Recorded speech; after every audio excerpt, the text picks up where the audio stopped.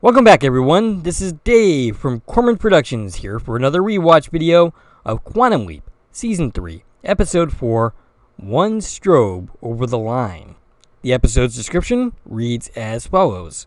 Sam leaps into a fashion photographer and must save a model from a drug dependency due to an ambitious agent. The episode was directed by Michael Zinberg. This is his 6th directorial stint on the series, the last of his work for Season 3, though as I may not have mentioned, he served as co-executive producer on this series as well. The episode was written by Donald P. Belzario and Chris Rapunzel. This is Rapunzel's first episode of the season. The last episode he was involved with was the second season episode, Freedom. Incidentally, he was also the writer on the next episode after this one, Boogeyman.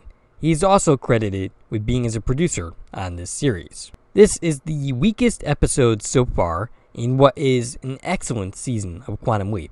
Still decent episode though. Although I have issues with it, there is 2 big points in its favor.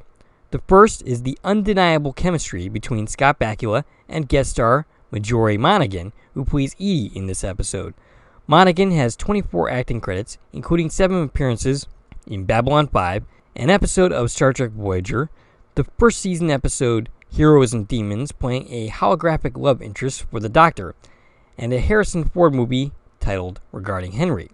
The second is the fact that the episode deals with drug addiction, which actually puts this into my wheelhouse. Being a mental health and illness awareness advocate, addiction falls under my umbrella. I appreciate the attempt to talk about this issue, but on the minus side, I do have some issues with the way it went about it.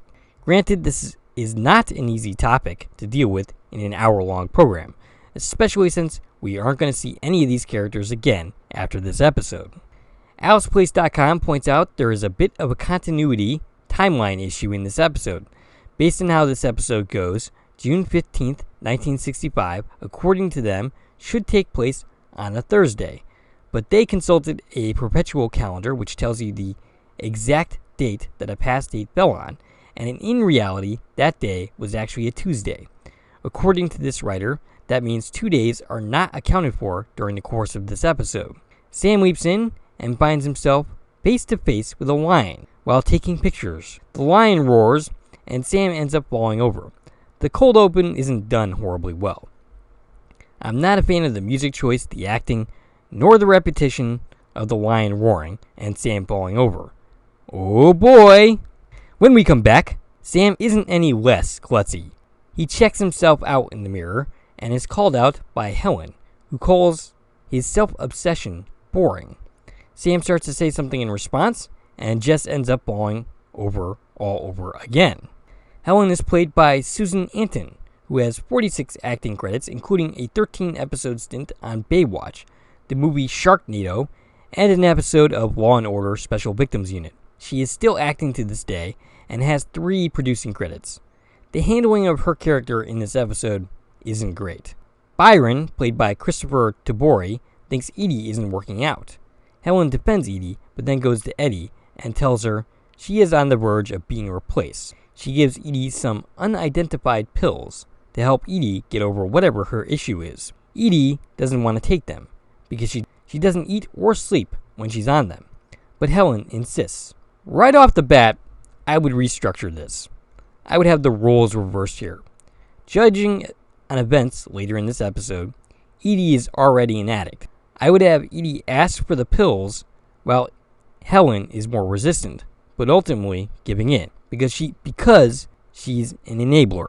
I would basically completely redo Helen as a character, making her less of a villain that the episode really doesn't need. The first 7 minutes of this episode in general is just super awkward to watch as Sam adjusts slowly to his job as a photographer in this environment. We cut to Sam entering what is apparently Edie's apartment, where she is feeding a bunch of cats. It's not clear why Sam ended up here. Edie asks him if he likes cats, and Sam remembers that he had cats on a farm back in Indiana named Donder and Blitzer.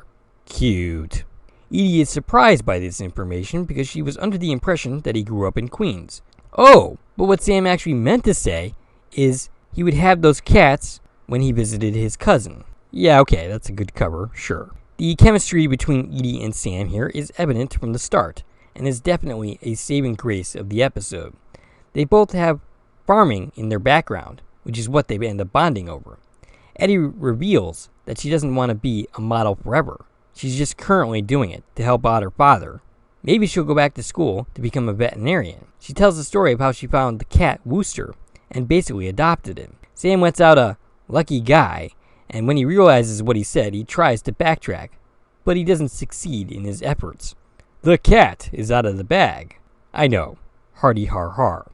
Sam is clearly smitten with her right off the bat.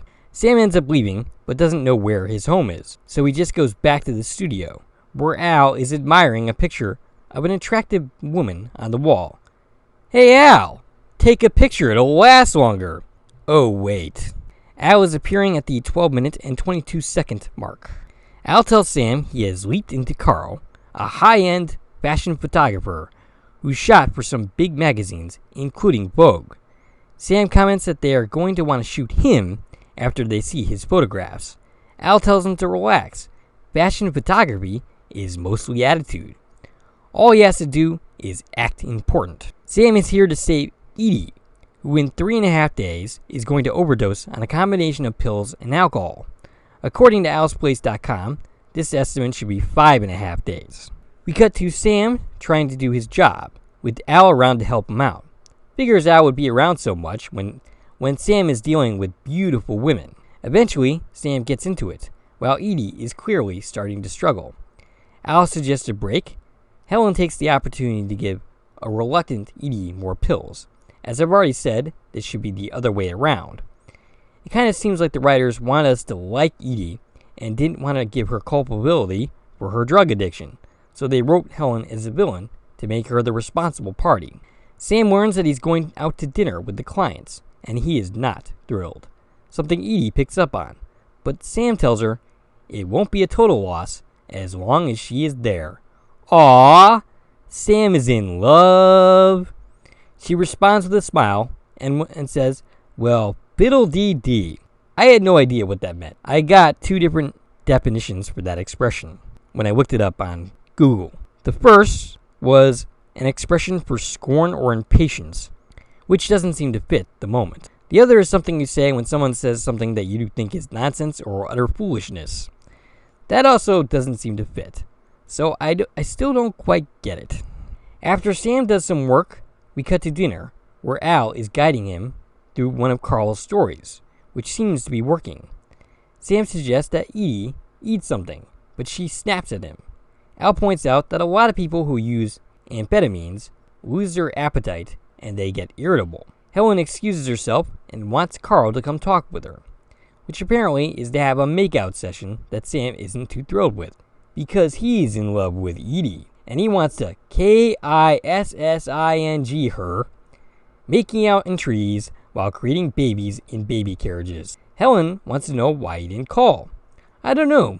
Maybe it's because he's not really Carl and didn't know that he was supposed to. She's super aggressive here, but Sam turns her down. Helen thinks it's because of Edie, because she's younger and prettier. But not for long. That sounds kind of ominous. Helen laughs about this, but Sam doesn't think it's a laughing matter.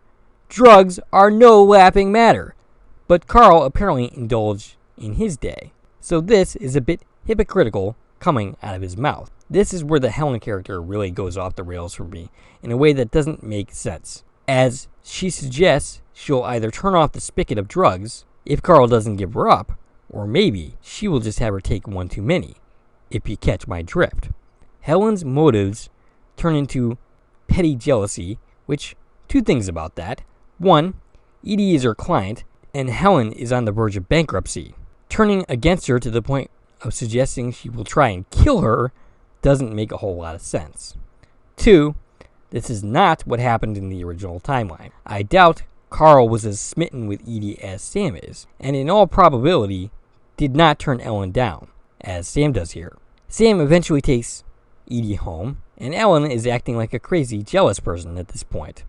Once at her house, Sam brings up her addiction, and she says that she wants to quit.